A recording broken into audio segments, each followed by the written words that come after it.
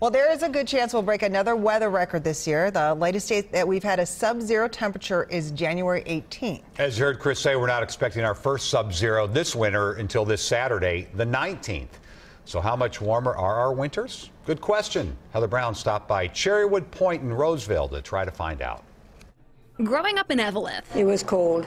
Marcia and Marshall Anderson easily recall how they met You had your eye on that guy. Darn good looking. and what it was like outside. I don't think they can imagine what it is to be wrapped up in wool.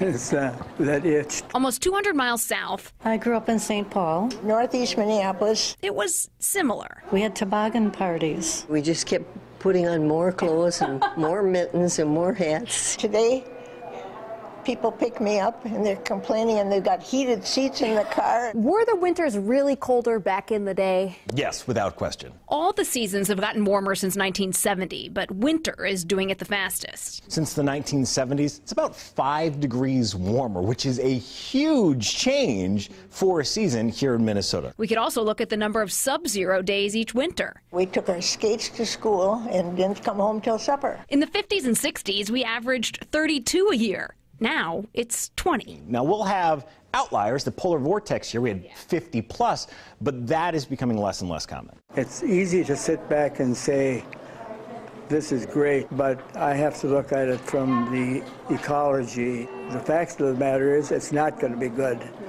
for everybody. This is how we're going to see climate change manifest itself here in Minnesota. We're going to see fewer sub-zero days.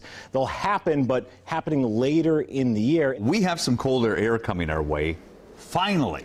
And then it's just simple math at that point. You have less days to get below zero. So the next time someone tells you it was colder back in their day, Uphill both ways? You got it. they're right. It was not easy living, Heather Brown, but we were kids. WCCO And we loved it. 4 News.